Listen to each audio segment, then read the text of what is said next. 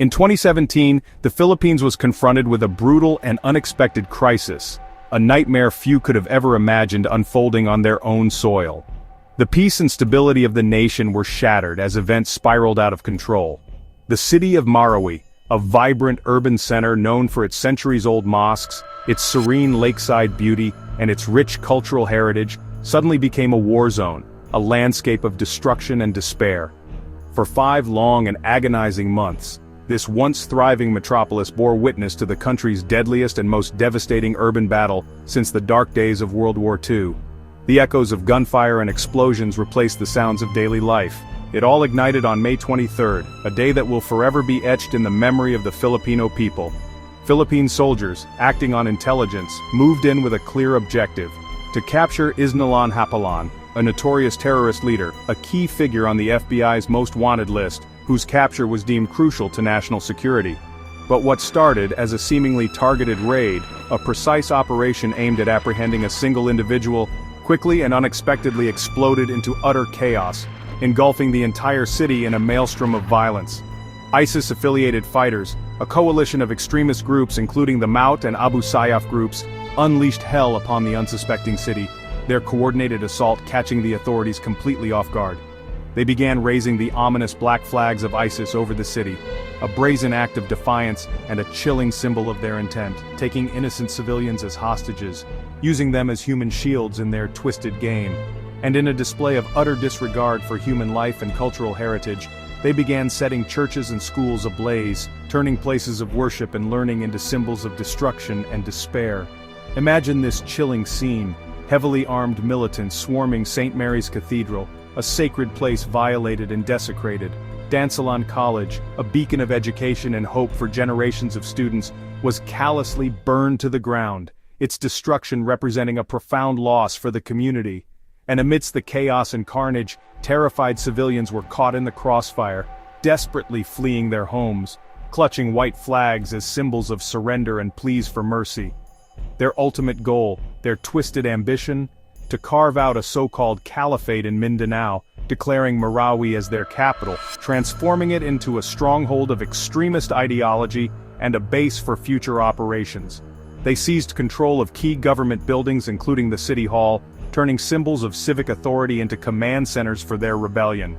They occupied hospitals, compromising medical care for the injured and vulnerable, even taking over the local university, transforming a place of learning into a military garrison. For the first time in the Philippines, the black banners of ISIS fluttered defiantly in downtown Marawi, a chilling display of their presence and a direct challenge to the authority of the Philippine government.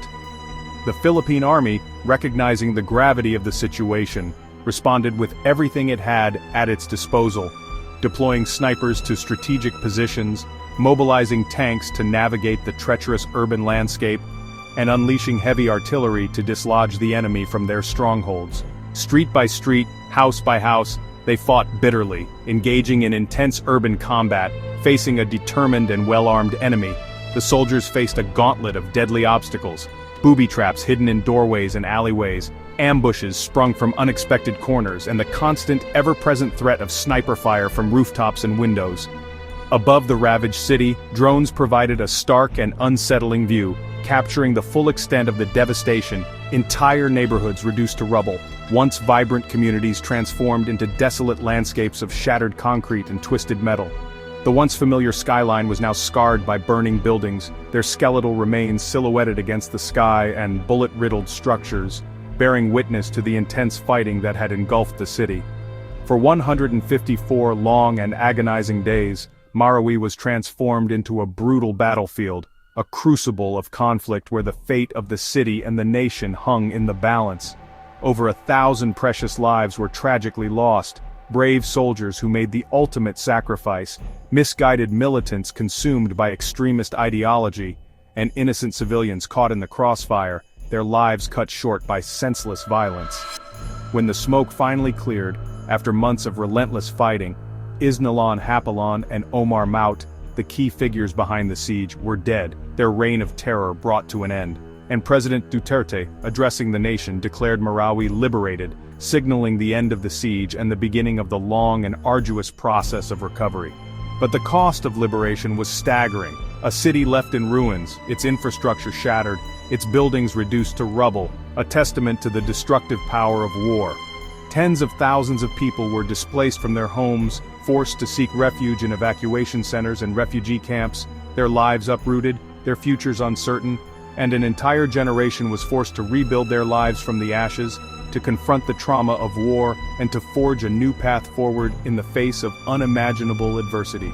Today, as Marawi slowly rises from the debris, it stands as a powerful and enduring reminder of the fragility of peace and the devastating consequences of extremism. The scars of the siege run deep, etched into the landscape and the collective memory of its people, but so too does the resilience of its people, their unwavering spirit, and their determination to rebuild their lives and their community. Could the siege have been prevented? What lessons can be learned from this tragedy? And what will it truly take to heal the wounds of Marawi, to address the root causes of extremism and prevent it from taking root again in the hearts and minds of future generations? I want to hear what you think about this complex and important issue. Share your thoughts, your perspectives, and your insights in the comment section below. And if you believe that stories of courage, tragedy, and hope in history are essential for understanding our present and shaping our future, please hit like and subscribe to our channel for more compelling content. This is Marawi, scarred, yes, but unbroken, a testament to the enduring strength of the human spirit.